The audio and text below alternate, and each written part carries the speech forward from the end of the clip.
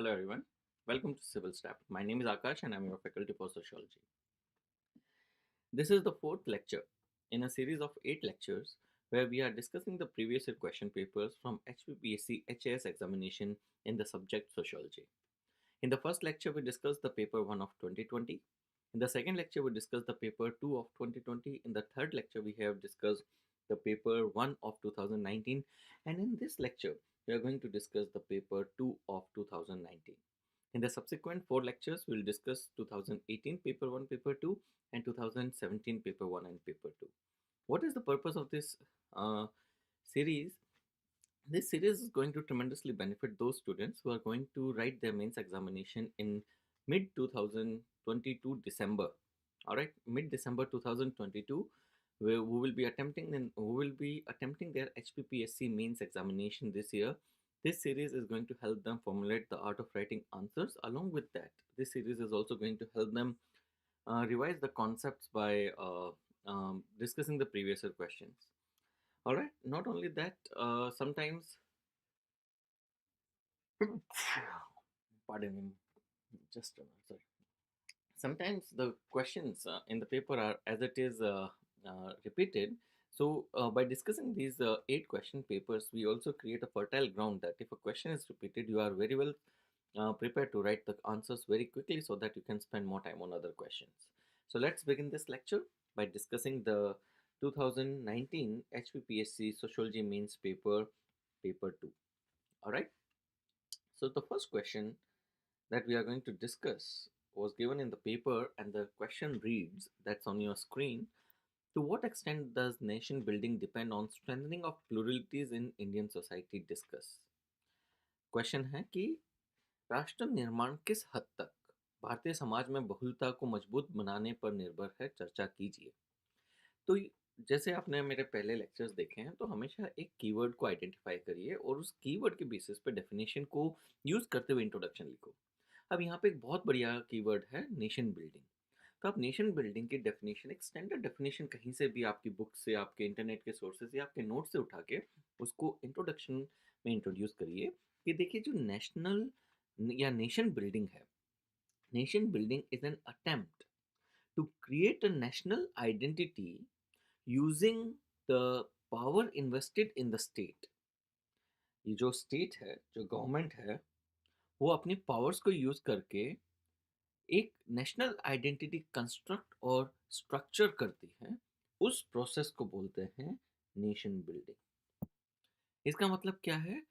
आपको लोगों को यूनिफाई करना है। You have to unify the people within the state. Government के विजन के साथ लोगों को बिल्ड करना है such that people develop a national identity,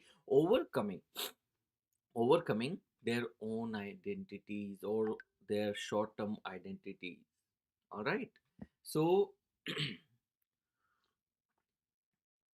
so it is recommended that you have to explain in the introduction itself that national identity in the process of nation building should be above what? It should be above your local identities. Your local identities in the form of, maybe it is related to the local identities may be related to your culture, your religion, your language, but this national identity must be over and above that. Now, the most important thing that we should discuss here is that nation building involves power of the state. The state has power to create this nation building, and through various policies, it must go for unification of the people such that it ensure a politically stable state and a politically long-term viable state. These are the characteristics of a nation which has already established sufficient nation building. So you are trying to convert India from a collection of individuals to a nation to ensure a politically stable and politically viable state in the country. And in this, the government's policies are going to play a very important role. The power of the state is very essential. So this will become your introduction. Now, it says that in the question, it reads that it depends upon strengthening of pluralities in India. So what do you understand by the term pluralities in India? It means that if you look at the Indian society is a very plural society. There is tremendous diversity in the country, and this diversity includes the religious diversity or religious plurality. There is plurality of religions. हमारे देश में बहुत सारे religion हैं. For example, if you look at Hindus, they are approximately 80% of the total population.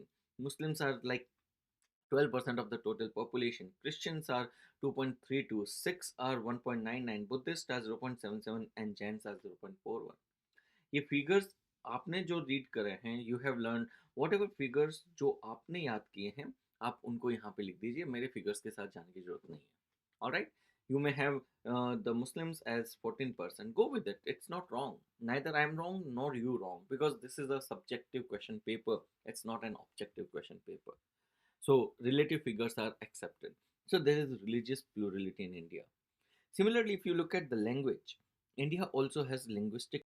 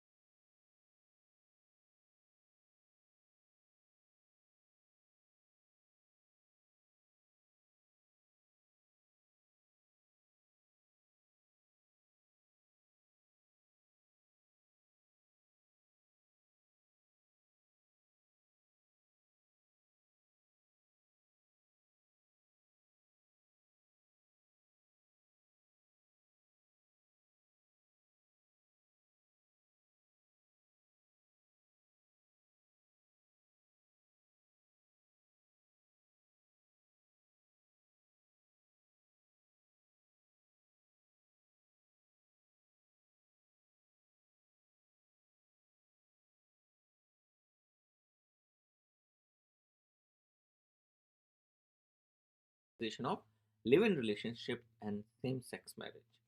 If you look at if you look at the live-in relationship and same-sex marriage, they are the keywords in this question, and you can introduce the answer by defining what is a live-in relationship and what is a same-sex marriage.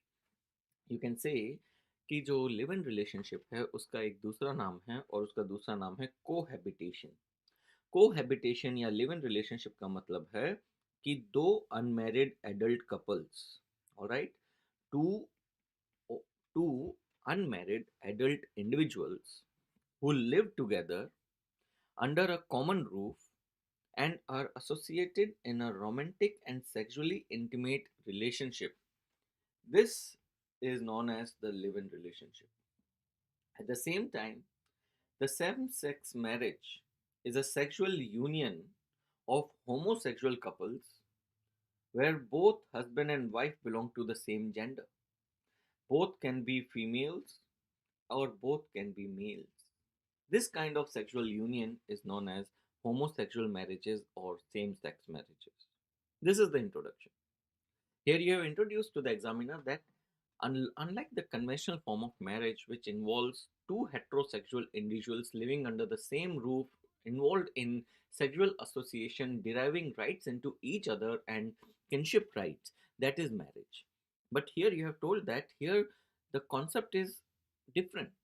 In live-in relationships, it is unmarried cohabitation of adults involved in romantic and sexually intimate relation.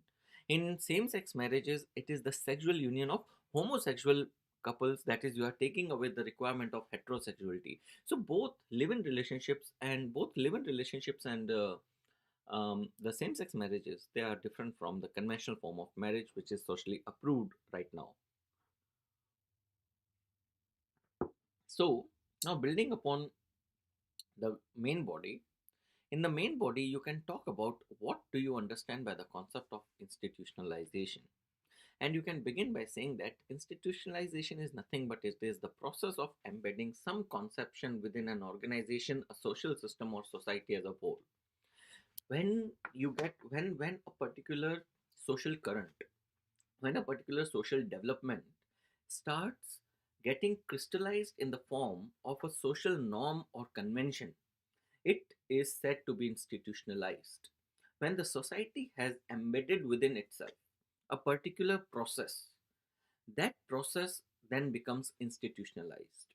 So, what do you mean by the term institutionalization of live in relationships and same sex marriages? It simply means that live in relationships and same sex marriages, they have started acquiring the social approval. The society is accepting them as legit form of coexistence. The society is now accepting that live in relationship is a kind of social convention or norm. The society is accepting that yes, two homosexual couples can still exist together as married couples. This acceptance of the society of live in relationships and same sex marriages is referred to as institutionalization of these two processes. Now, what is the impact of institutionalization of same sex marriages and live in relationship upon marriages? So, the first and the foremost thing you can say is that with institutionalization of same sex marriages, with institutionalization of live in relationships, new forms of marriages are coming up. And marriage has always been the basis of getting structure, getting a form of structure called family, or marriage is a basis of family, because new forms of marriages are coming in the form of live-in relationships, new forms of marriages are coming in the form of same-sex marriages. This is giving rise to new forms of family. There are families out of families formed out of wedlock. There are families formed outside wedlock. There are families which are having non heterosexual couples cohabiting together.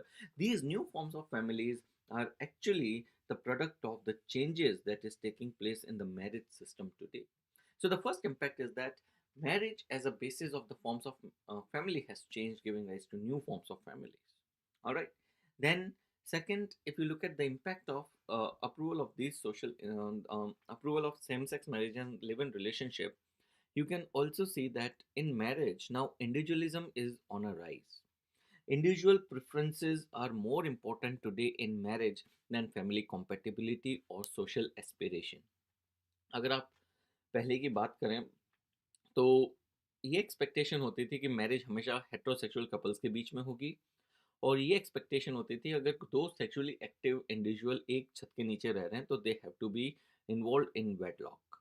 ये social aspirations हैं, ये family compatibility की बातें हैं, लेकिन आज की date में मैरिज के अंदर इंडिविजुअल कंपोनेंट ज़्यादा हो गया. People are now involve in romantic relationships more related to their personal compatibility rather than family compatibility or social aspiration. People are getting into marriage based on their personal or individual sexual preferences rather than what society expects them to do. So, all these things are again alluding to some changes in the marriage system. So, individualism is on a rise.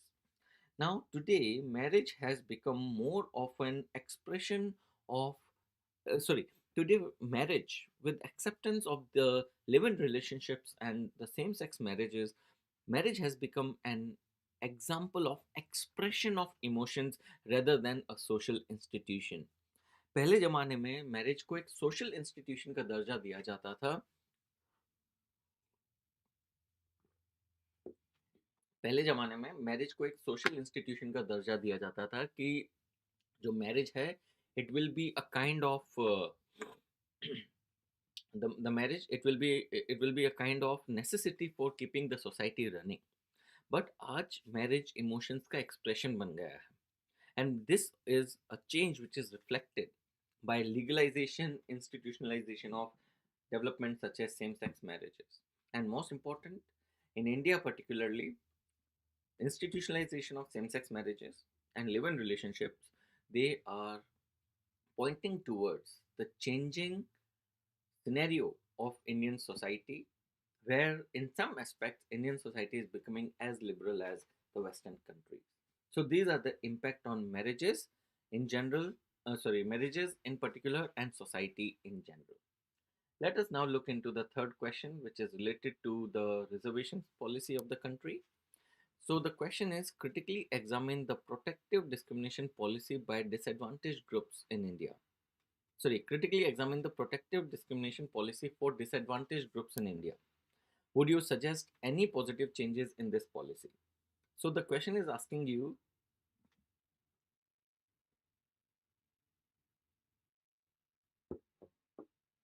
to critically examine the reservation policy, and would you suggest any positive changes in this policy? In the introduction, you can say that protective discrimination is also known as reservation or affirmative action in Indian scenario that provides those groups which have suffered historical disadvantaged position in Indian society an opportunity to represent themselves in education, employment, government schemes, health, insurance, banking, foreign higher education, scholarships, and politics. That is, those groups which have faced historical injustice, social ostracization in the past, they are being provided a support or a positive discrimination by the government to go for greater representation in those areas that empower them. Now, the government of India, as well as the states and union territories of India, they are setting quotas and reserving seats in various um, political institutions, educational institutions, and government employment for such groups to actually go for empowering themselves to overcome the historical injustice that their forefathers have seen. This is the introduction that you can put up as an introduction to economically weaker section. To reservation system in India. So you see that the reservation system in India has got statutory and constitutional backing. Statutory means there is a law that says that yes, seats must be reserved, and this law emerges out of the constitution. So the reservation system in India has both the statutory status as well as the constitutional status, and the various categories of reservation provided, such as reservation for the Adivasis under ST reservation, reservation for Dalits under the SC reservation, reservation for other backward classes, and others also, and other sections of the society also get reservation in the form of economically weaker section, women, and the trans population. Now, there are certain issues that are there in reservation system which need to be corrected. So before answering the a question about the measures to strengthen it, you must try to identify certain issues. Though it is not asked in the question paper, but it is always recommended to do so. So पहला issue है, reservation system एक तरीके से elite circulation है, जिसको एक बार reservation मिला वो एम्पावर हुआ और फिर उसकी फैमिली को रिपीटेड रिजर्वेशन मिलते जाता है। रिजर्वेशन सिस्टम सिर्फ उन्हीं को बेनिफिट कर रहा है जो पहले से एम्पावर्ड है, और जो रिजर्वेशन लेते हैं उनके साथ एक स्टिग्मा अटैच हो जाता है और उनको लोग अपशब्द बोलते हैं समाज के अंदर. So there is elite circulation, benefit only coming to the person who is already empowered, and third, stigmatization of the beneficiaries. These issues need to be corrected, and for correction you can suggest that the elite circulation must be stopped. एक बार जिस इंसान को आपने reservation दे दिया, उसके बाद उसके परिवार को दोबारा रिजर्वेशन आपको नहीं देना है. उससे क्या होगा, वो रिजर्वेशन बेनिफिट उसके समाज के दूसरे इंसान के पास जाएगा जिसको वो बेनिफिट नहीं मिला है. इकोनॉमिक क्राइटेरिया इंट्रोड्यूस कर सकते हो आप. You can introduce the creamy layer like concept in all reservation systems, which has been introduced in the economically weaker section or the OBC. So creamy layer concept introduce कर दीजिए सारे reservation के अंदर. दूसरा, स्टूडेंट्स को opportunity provide करिए that they can earn while they are learning. This is also one of the way to reform the reservation system such that employment based reservation system को आप हटा सकें आगे फ्यूचर में. And fourth recommendation is the same which we discussed right now, that reduce employment based reservation and focus on reservation in education, because reservation in education is the true empowerment. और यहाँ पे अगर आप reservation देते हो तो लोगों को प्रॉब्लम नहीं है. Other people find problem when you provide reservation in employment. So you can undo this thing and bring the reservation system as a true tool of empowerment of the people. So this is what you can recommend in question number 3. Now let us look at question number 4. Analyze the major components of Land Reforms Act, show their effectiveness in curbing rural inequality. Land Reforms Act के major components क्या थे? अगर आप देखें तो in Indian scenario, the land reform started particularly after post independence to truly empower the people. You know that during the British rule, the rural society was divided into two groups. One was rich landlords and second was the landless agricultural laborer. Now, to ensure equality in rural India, for social justice, for equity in rural India, and following a socialist path of development, the government started with the land reforms. The another thing about land reform was that it was aiming at increasing the agricultural production. कैसे आगे discuss करेंगे. So land reforms किस लिए introduce हुए थे? जो rural area में ट्रेमेंडस amount of inequality है उसको रिड्यूस करके हायर एग्रीकल्चरल प्रोडक्टिविटी इंश्योर करें, सोशल जस्टिस इंश्योर करें, इक्वलिटी इंश्योर करें और इक्विटी इंश्योर करें. These were the agenda behind land reforms, and for that certain components were introduced. The first component was abolition of intermediaries. जो बिचौलिए हैं उनको खत्म करो. आप देखिए, किसान जो एग्रीकल्चरल लैंडलेस लेबरर था वो खेत पे काम करता था और उसका प्रोड्यूस मार्केट में आता था, और बीच में एक एब्सेंटी लैंडलॉर्ड होता था जिसके नाम पे वो ज़मीन होती थी लेकिन वो कभी कल्टीवेशन नहीं करता था. सो ऐसे एब्सेंटी लैंडलॉर्ड्स को वीड आउट करने के लिए सरकार ने लैंड रिफॉर्म्स के अंदर अबोलिशन ऑफ इंटरमीडियरीज इंट्रोड्यूस किया, such that those people were not cultivating, land was taken from them and given to the superior tenants who had the documentary proof that they are cultivating land and not the absentee landlord. So these absentee landlords were given the ownership rights. इससे क्या हुआ? भारत में ये देखा गया कि 20 million house holds एक महीने के अंदर अंदर टेनेंट से सीधा लैंड ओनर्स बन गए. दूसरा जो डेवलपमेंट हुआ वो रेंट रिफॉर्म्स के अंदर आया. To prevent the exploitation of the agricultural labourer, it was mandated that the rent can not be more than 1/5 of the total produce. 20% से ज़्यादा रेंट नहीं हो सकता एग्रीकल्चरल लेबरर के ऊपर. तीसरा जो कंपोनेंट है वो है consolidation of the land holdings, जिसको चकबंदी बोलते हैं. भारत में बहुत सारी ज़मीन छोटे छोटे हिस्सों में अलग अलग फार्मर्स के बीच में बटी हुई है. This results into poor mechanisation.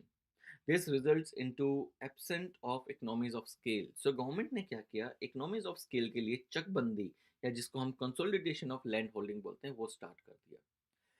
अलग अलग लोगों की लैंड को एक साथ पूल करके उन सबके बीच में जो भी मैकेनाइजेशन का कॉस्ट, कैपिटल इन्वेस्टमेंट का कॉस्ट है, वो डिस्ट्रीब्यूट कर दिया, जिससे everyone was benefited from the higher productivity, mechanisation, low labour and great outcomes. So this is another component which is consolidation of land holdings. Then there was another component and that was the redistribution of excess land. Government ने decide किया कि एक इंसान के पास एक हद से ज़्यादा ज़मीन नहीं होनी चाहिए क्योंकि फिर वो उसको कल्टीवेट नहीं कर सकता. So the government went with putting a limitation on the size of the land holding which was proposed to 30 acres for a family of 5. Chaudhary चरण सिंह ने इसको अपोज किया था, बट सरकार ने सोचा कि हम 30 एकड़ से ज़्यादा एक फैमिली ऑफ 5 पीपल को नहीं प्रोवाइड करेंगे more than this ownership. Finally land reforms के अंदर जो जो डेवलपमेंट आया वो ये था कि 18 एकड़ doubly cropped land for a family of 5 was set as limit, and in dry areas the limit was set at 36 acres. इससे भारत में 12% लैंड सरप्लस डिक्लेयर हुई, लेकिन पुअर इम्प्लीमेंटेशन था लैंड रिफॉर्म्स का, जो दांडेकर ने बताया कि भले ही 12% लैंड सरप्लस थी, लेकिन असल में 2% से भी कम लैंड सरप्लस डिक्लेयर हुई बिकॉज ऑफ बेनामी transaction.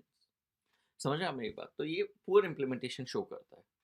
So what are the different components of land reforms? The different component of land reforms are abolition of intermediaries, rent reforms, consolidation of land, and redistribution of land.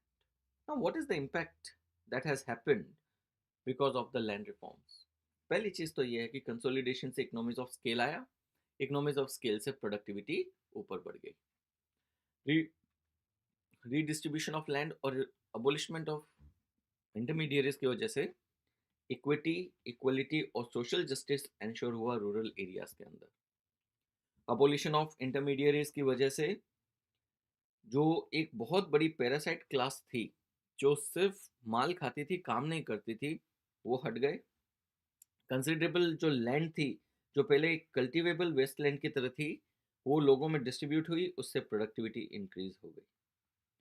तो we can say that with different components of land reforms things did change for better in Indian society, but there was still poor implementation. Like, for example, Dandekar has pointed out that instead of the 12% land which was supposed to be declared surplus, only 2% of the land was declared surplus. This is what you have to write in question number 4. Now let us discuss question number 5. What measures have been taken by the government to strengthen the local self-government in India? Bharat में municipal bodies को और पंचायती राज institutions को strengthen करने के लिए क्या efforts लिए गए हैं? तो इंट्रोडक्शन में आप लोकल सेल्फ गवर्नमेंट के बारे में या लोकल गवर्नमेंट के बारे में लिख सकते हैं, because it's a keyword there.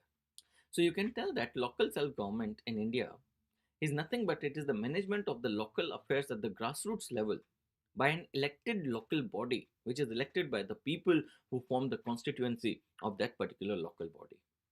And local bodies in India have been included both in the rural areas as well as urban areas, and it forms the third level of government in India. There are two types of local governments in India. The rural government is known as the Panchayati Raj institution, and the urban government is known as the municipality. Alright? So, urban are municipalities and rural are Panchayati Raj. Now, what are the measures that are taken by the government to strengthen?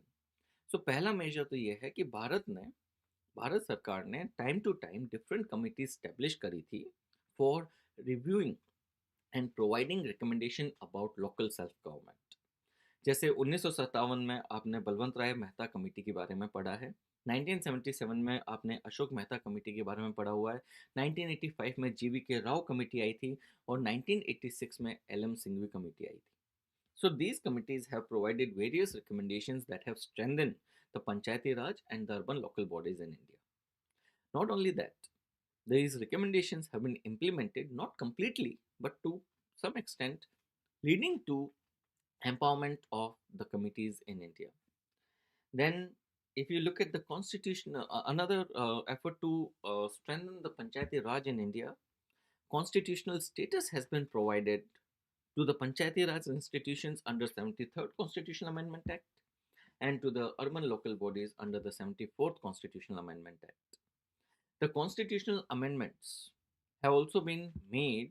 I think this is the 97th Constitutional Amendment, which has been made to incorporate the cooperative societies within the ambit of both the rural local bodies and the urban local bodies. This is something that we have to appreciate. Now, another effort that has taken place is empowerment of Gram Sabha. Gram Sabha has truly empowered by the government, which has actually entrenched the local self-government, particularly in the rural areas. Gram Sabha has been given the functional autonomy and this has resulted into some of the functions which are exclusively reserved for local self-government. So this is known as the true entrenchment of democracy. This is known as true entrenchment of democracy. Not only that, Gram Sabha has been given a greater control in social audit under Land Acquisition and Rehabilitation Act and Forest Rights Act. So what we can say that yes, it took a lot of time for empowering the local self-government, but in India, from what it was at the time of independence and what the local government today, they are more empowered. Yes, still there are a lot of issues, financial issues, functional issues that are there in terms of the local self-government issues, but still we can argue and contest that a lot of efforts have been done to consolidate it. Let us look at the question number 6. Comment on the factors responsible for growth and consolidation of middle level peasantry in India. How is it related to capitalism in Indian agriculture?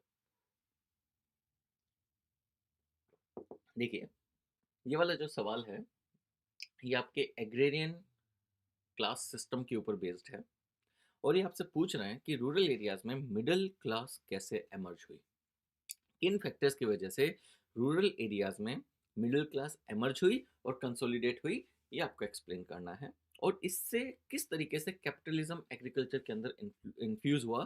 This is what you have to write. ये बहुत ही बढ़िया और प्यारा सवाल है। इसको answer करने के लिए आप इंट्रोडक्शन में प्री इंडिपेंडेंस इंडिया के बारे में लिखेंगे कि जो प्री इंडिपेंडेंस इंडिया है उसके अंदर अगर आप एग्रेरियन क्लास स्ट्रक्चर देखें तो मेनली दो क्लासेस आपको देखने को मिलती हैं, लैंडलॉर्ड्स और दूसरे हैं लैंडलेस लेबरर्स। जो लैंडलॉर्ड्स हैं वो रूरल बुर्जुआ की तरह थे और जो लैंडलेस लेबरर थे वो रूरल प्रोलिटेरिएट की तरह थे, जहाँ पे बुर्जुआ प्रोलिटेरिएट का शोषण करते हैं, एक्सप्लॉयटेशन करते हैं। प्री ब्रिटिश इंडिया के अंदर, सॉरी प्री इंडिपेंडेंस इंडिया के अंदर जो मिडिल क्लास है वो लार्जली मिसिंग थी। There were only two class structure that was there in rural India in pre-independence India. ये इंट्रोडक्शन है कि जो मिडिल क्लास की आप बात कर रहे हो ना, ये ब्रिटिश के टाइम पे नहीं था, ये ब्रिटिश के जाने के बाद स्टार्ट हुआ है।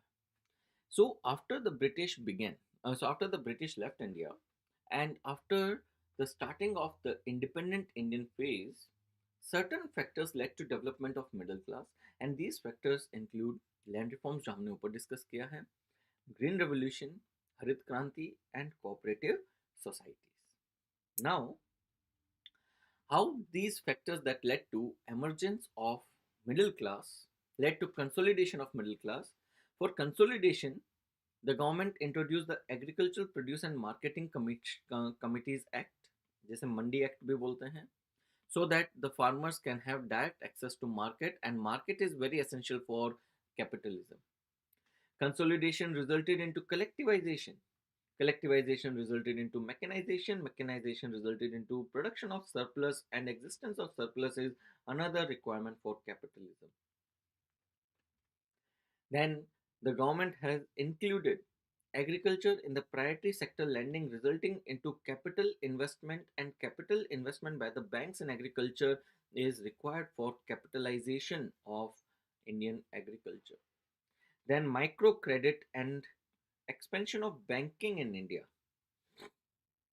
All right, there is microcredit and expansion of banking in India. Both the microcredit and expansion of banking has resulted into consolidation of the middle class in India as well as capitalization. Because of the emergence of middle class and capitalism, consolidation of middle class in agricultural India, a kind of capitalism came in which has been referred to as bullock cart capitalism by two sociologists known as Rappaport and Rappaport. Rappaport and Rappaport, they have called farmers as bullock cart capitalists. Why? Because with emergence of the middle class farmers in India, there was market orientation. The focus shifted from subsistence farming to surplus farming. Agricultural produce was no longer just a product produced for consumption, it was a commodity to be sold in open market. With emergence of the middle class farmer community in rural India, there was infusion of money and it led to the end of barter trade. These all factors made Rappaport called Indian farmers as bullock cart capitalists, which was focusing on increasing productivity. This is the requirement of this question. How did middle class emerge? Land reforms, green revolution, cooperative societies. How did they consolidate? Banking, mechanization, collectivization, rural credit, microfinancing, etc. What impact it resulted into? Capitalism kind of thing developed in Indian society, which we have just discussed. Let us look into question number 7. It is related to planning in India. Question number 7 says, evaluate the role of 5-year plans in plan development of India. What is the impact of their dissolution on development of the country? So you see that on 1st January 2015, the government came out with the Niti Aayog dissolving the former planning commission and putting an end of 5-year plans to Indian economic planning. So uska impact kya raha hai? Let us first talk about evaluation of the 5-year planning. And you can begin your introduction by writing about the economic planning in India. That economic planning in India was incorporated to adopt a socialist path of development to ensure equity, equality, and social justice. This form of economic planning was adopted from the former USSR, where India started adopting it in the first plan in the year 1951 and ended the planning with the 12th plan that expired in 2017. The successor to planning or Planning Commission of Planning in India was establishment of Niti Aayog on 1st January 2015. Now, if we evaluate planning in India, let us first look into the positive sides of planning. It led to economic growth and development for a country which was utterly poor at the time of its independence. It resulted into increase in employment because resources were being given for establishment of industries that resulted into increase in employment. There's no denying the fact. It led to strategic prioritizing. India was able to prioritize its necessities to avoid wasteful expenditure. It resulted into balanced regional development, ensuring justice and equality. So these were the positives that were associated with planning in India. However, there were some negatives also. With planning, we were not able to develop big industries. We were focusing only on small industries, and our products were really poor, such that they were not exported.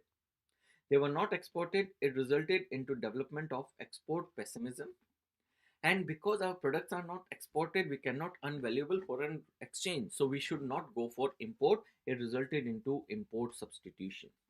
So because of the planning in India, we developed export pessimism and import substitution. These resulted into Indian society emerging as a closed society.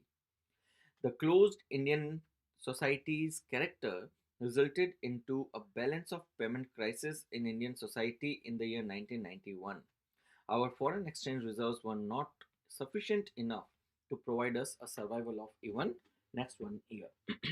At the same time, the growth that was ensured by the economic plans, they were very slow, and we were growing at an Hindu growth rate of less than 3% up until the 8th plan, where we started picking up growth rates of 7%. And most important, the planning that was followed was a top down approach. ऊपर से plan बनते थे और नीचे implement करने के लिए दिए जाते थे. Now, what is the impact of dissolution? The impact of dissolution was establishment of Niti Aayog, and this Niti Aayog was to play the role of planning commission, making up those issues that emerged because of planning. This resulted into, or the impact of dissolution of planning in India gave an opportunity to ensure cooperative federalism that became the basis of bottom up planning. The states, they were to contribute in planning for the center.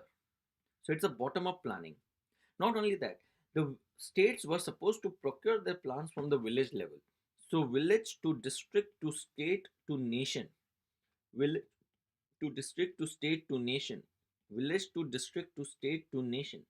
इस तरीके से the bottom-up approach of planning began.